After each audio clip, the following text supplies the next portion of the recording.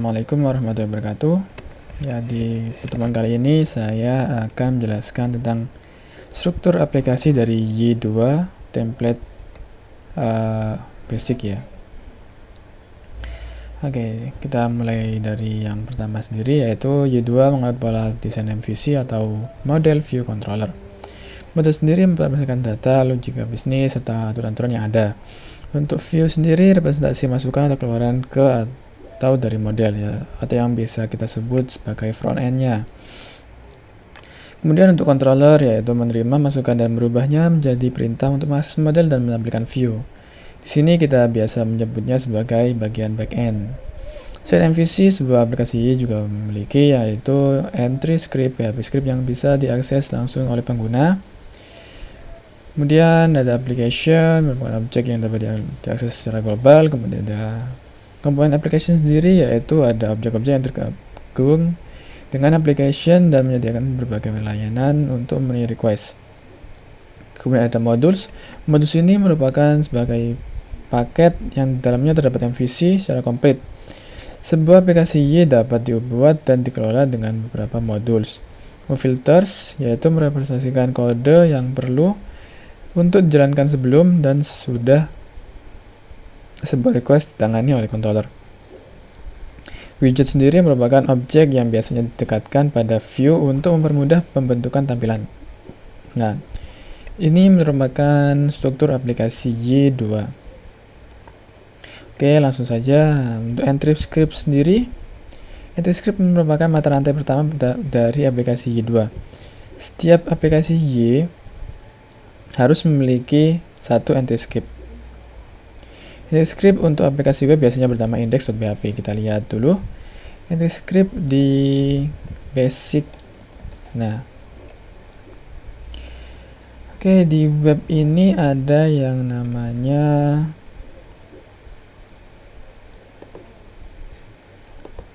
di views. Dia itu ada layouts dan juga ada web site. Nah, di sini site ini dia ada index pasti. Dan juga di mahasiswa pasti ada indeks, layouts. Nah, maksudnya indeks di sini dia itu menampilkan yang namanya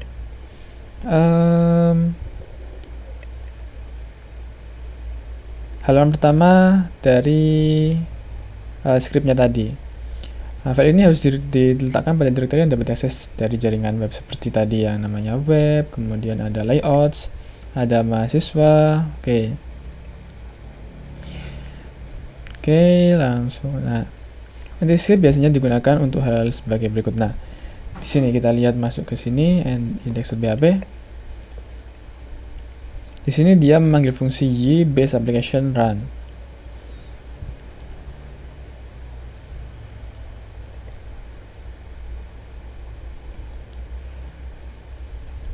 Nah, dia selain dapat digunakan untuk membuat aplikasi web, Y2 juga dapat digunakan untuk membuat aplikasi konsol. Oke, ini adalah entry script untuk aplikasi web. Nah, dia ada di web index.php. Seperti ini tampilannya. Nah, untuk aplikasi sendiri bukan objek yang mengelola keseluruhan struktur dan siklus hidup dari aplikasi Y2.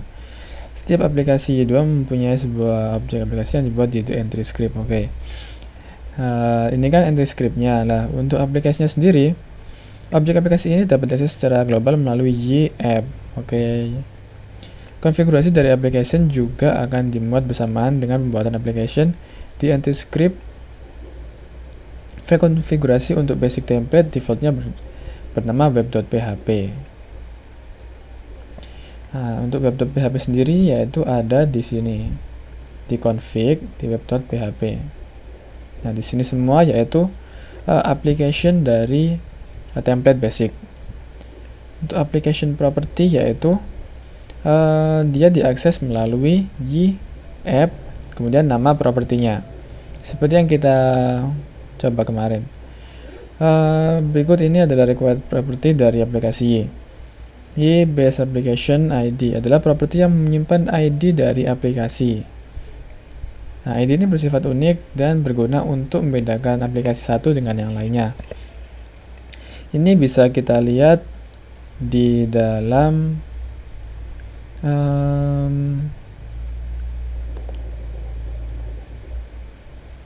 kita buka satu. Nah, seperti ini.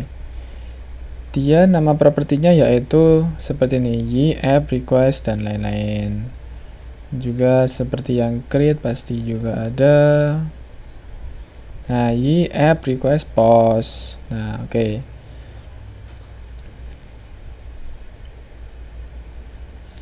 Nah, kalau misalkan untuk properti lainnya juga ada yang y base application name untuk menyimpan nama dari sebuah aplikasi. Oke, kita lanjutkan saja. Kemudian ada application component. Sebuah aplikasi Y2 dibentuk dari beberapa komponen yang menyediakan layanan yang berbeda-beda. Sebagai contoh, komponen URL Manager bertanggung jawab untuk menentukan rute dari sebuah request. Komponen DB menyediakan layanan terkait dengan penggunaan database dan lain sebagainya. Nah, ini untuk application komponen ini kita bisa lihat di sama juga di DB. Nah, ini kan dia itu DB berfungsi untuk mengelola hubungan dengan database. Nah, untuk error handler sendiri kita bisa lihat di web. Nah, error handler menangani error dan exception pada PHP. Karena ketika kita melakukan error, kita pasti ada yang namanya error handler. Kemudian ada user untuk menangani autentikasi user. Nah, ini DB.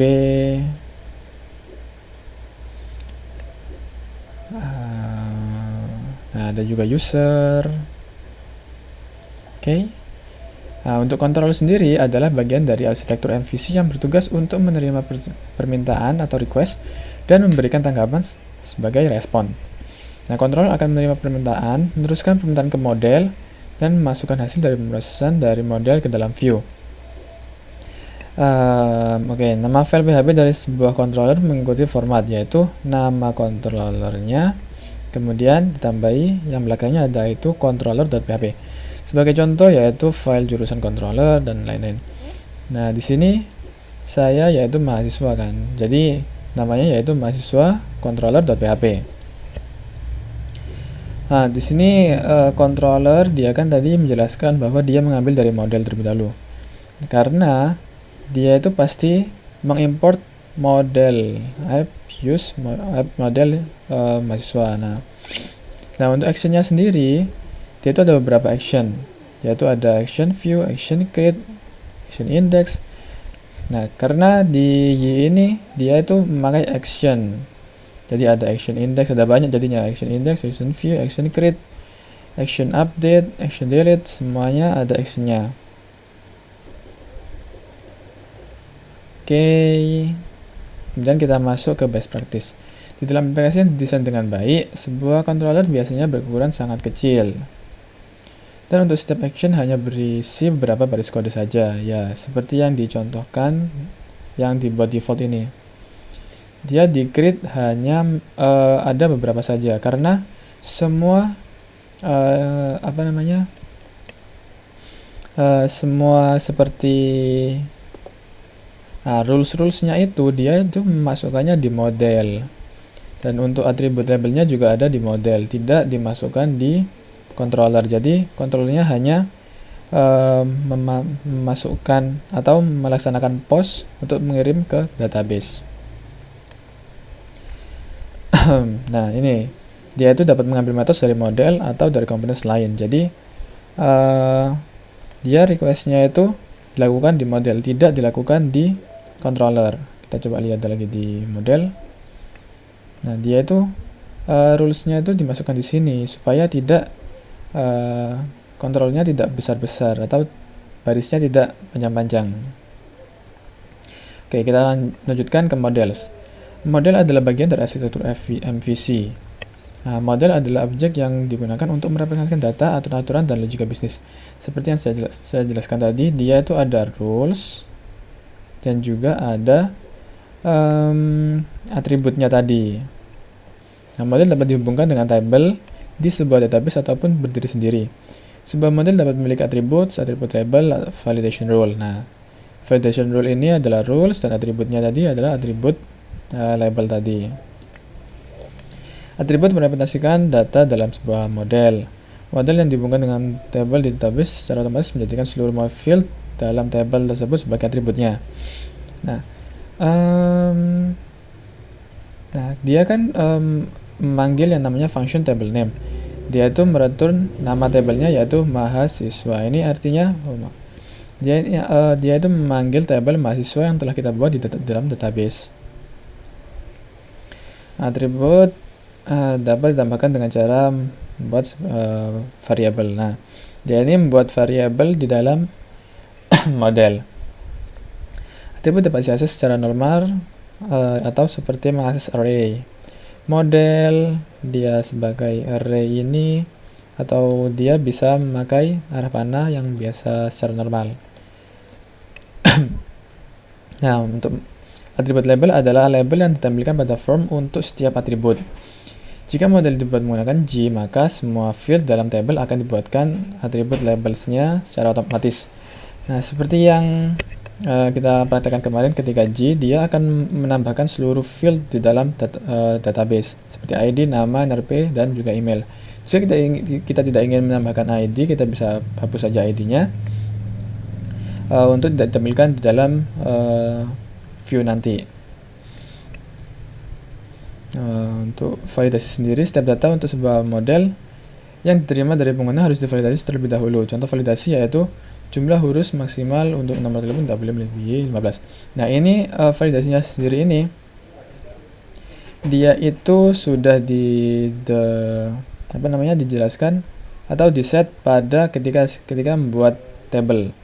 Nah, ketika kita membuat table, kita kan ingin namanya maksimalnya 255, kemudian NRP-nya juga 20, emailnya 100. Nah, di sini kita emailnya tidak dibuat, rulesnya tidak dijadikan email karena di dalam pembuatan database kita tidak memakai format email. Nah, proses validasi ini dapat diatur melalui methods, rules, model best practice. Secara garis besar, sebuah model dapat berisi atribut untuk merepresentasikan data bisnis. Dapat berisi validation rule untuk memastikan validitas dan integritas data. Dapat berisi metode-metode yang mengimplementasikan logika bisnis. Seharusnya tidak mengakses request. Dia requestnya hanya diakses dari controller. Dan tidak mengikut sertakan kode HTML. Kode HTML lebih baik diletakkan pada views. Seharusnya tidak memiliki skenario yang terlalu banyak. Ya, seperti ini dia hanya sebatas ini saja. Dia hanya ada rules, ada attribute label. Kemudian kita masuk ke dalam views.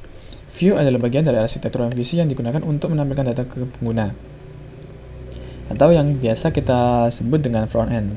View dibentuk menggunakan gabungan dari kode PHP dan HTML, karena PHP di sini digunakan untuk menampilkan data yang kita post dari controller. Dengan pertimbangan keamanan, terapkan metode pemeriksaan untuk menampilkan data yang dimasukkan oleh pengguna. Nah, kita menggunakan metode yHelper HTML encode. Coba kita buka view terlebih dahulu. View mahasiswa index. Nah, di sini dia ada yang namanya HTML encode. Dia untuk menampilkan data teks. Nah, untuk HTML purifier untuk menampilkan data HTML.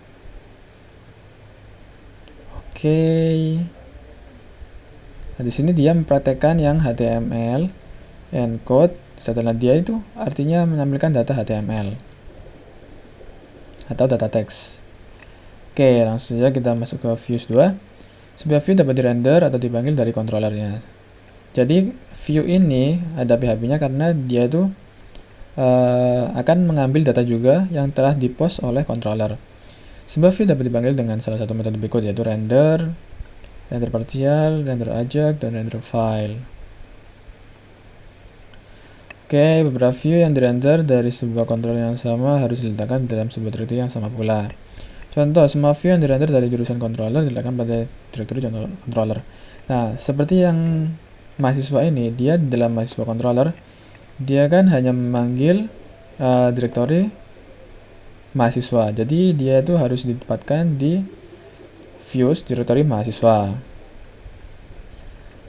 Oke.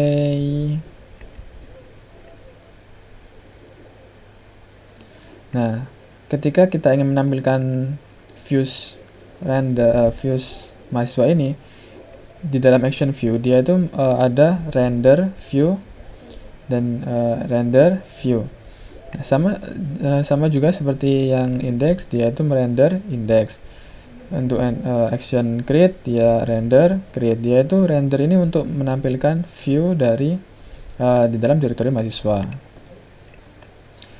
Oke, langsung saja kita masuk ke layouts. Layouts adalah views spesial yang digunakan untuk menampilkan bagian yang sama untuk semua views yang ada pada sebuah aplikasi. Secara default, terdapat sebuah layout dengan nama main.php. Tampilan umum dari sebuah aplikasi seperti menu diletakkan dalam file main.php ini. Oke, kita masuk ke layout terlebih dahulu. Itu main.php. Nah, main.php ini kita jalankan ketika kita membuka localhost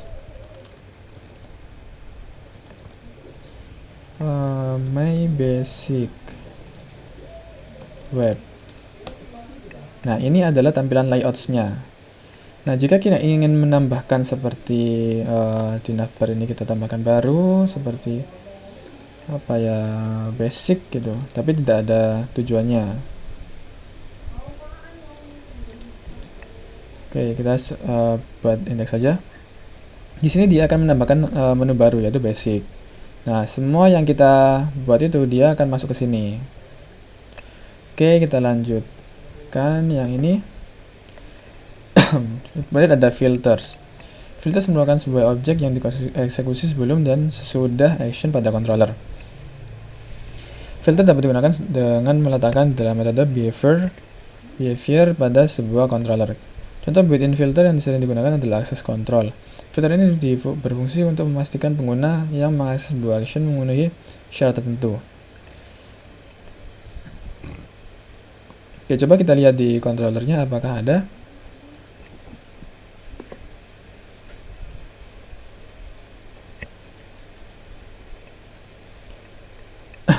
Sebuah controller. Kita cari. Oh, karena kita tidak menggunakan behavior, maka di sini tidak ada behavior. Coba kita lihat yang lain. Behavior. Nah, ini set controller yang sudah ada ketika kita membuat projectnya. Di sini ada yang namanya public function behavior.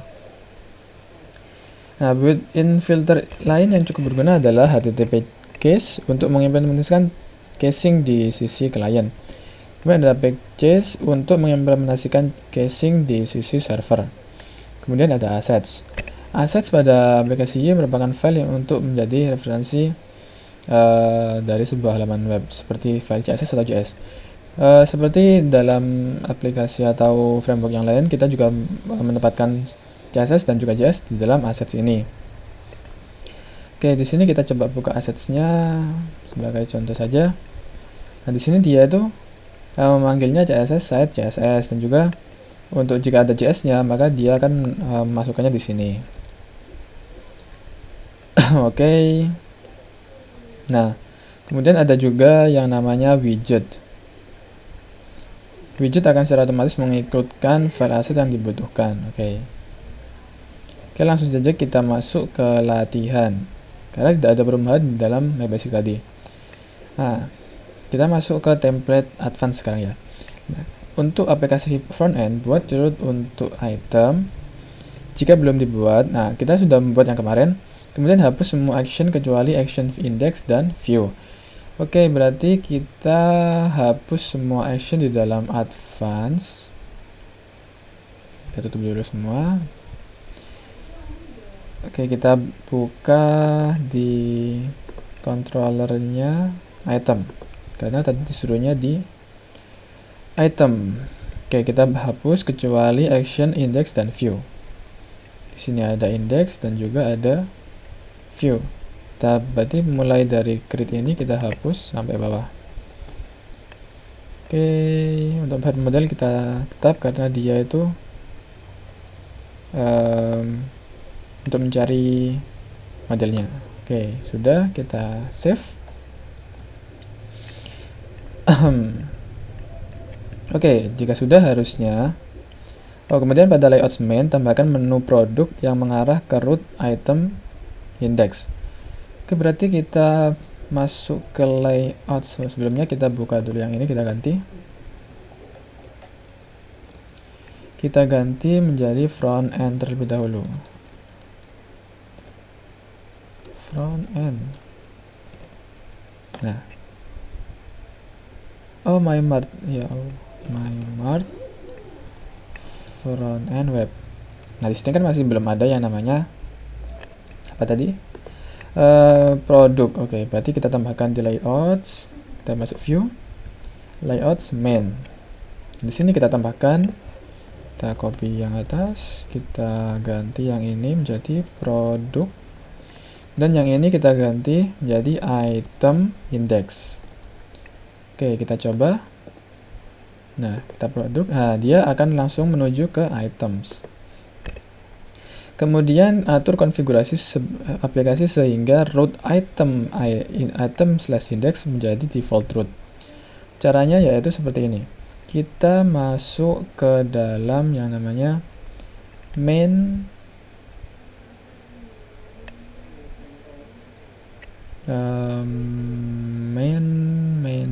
front end main. Nah, di sini kita tambahkan bentar, saya lihat dulu.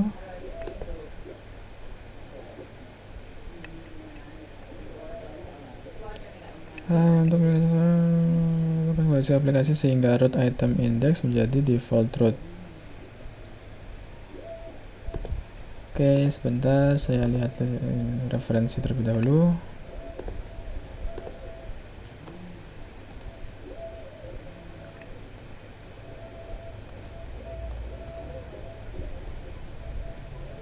Kita masuk di front end, kemudian di controllernya, controller. Nah, di sini kita tambahkan public default action ke index ya. Oke, kita masuk ke item controller dulu. Kita tambahkan di sini. Oke, sudah ada index. Kemudian kita tambahkan di main.php-nya itu config main. Nah, kita tambahkan. Oh, ini kayak sepertinya sudah ini. Oke, kita coba jalankan saja. Harusnya dia itu langsung mengarah ke index. Nah, dia itu itemnya, coba kita tutup item. Nah, item. Oke, dia sudah mengarah ke indeks sepertinya. Oke, kemudian sebentar. Saya cek dulu di sini di main.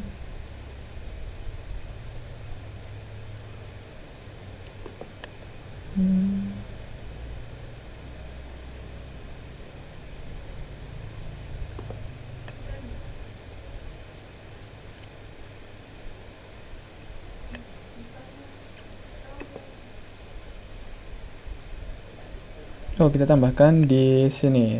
Bentar. Kita masuk ke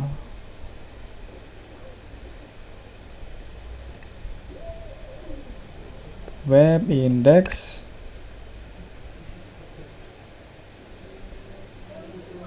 Oh, tidak perlu, ternyata dia hanya perlu menambahkan itu saja tadi. Dia perlu menambahkan di controllernya, kita tambahkan default action index ini. Atau jika kita ingin tambahkan item /index juga bisa. Oke, kemudian beri nama aplikasi Anda toko baru untuk aplikasi frontend dan admin toko baru untuk aplikasi backend. Nah, untuk menambahkan toko baru ini kita tambahkan, sebentar kita lihat lagi yang di sini. Kita masuk di views, kita masuk di config, main PHP. Nah ini kita tambahkan name toko baru ini. Kita masuk di main. Oh, kan ini yang layout. Nah, ini kita tambahkan name toko baru untuk yang di front end. Kemudian yang di back end kita tambahkan juga di config main. Kita tambahkan name-nya menjadi admin toko baru. Oke, harusnya dia itu sudah terganti menjadi my application ini akan menjadi toko baru. Nah, dia sudah menjadi toko baru.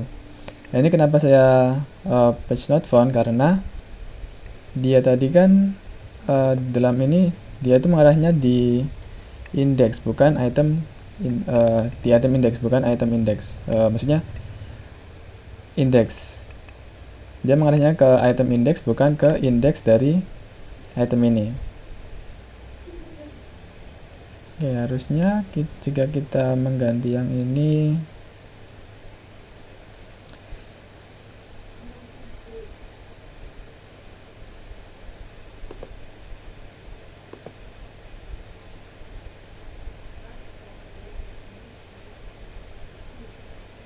oke, langsung saja kita lanjutkan saja, tidak perlu mencari yang tadi. Oke. Nah, dia sudah menjadi toko baru, sedangkan yang back end juga harusnya menjadi yang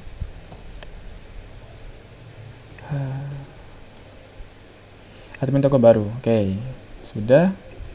Kembali ke front end.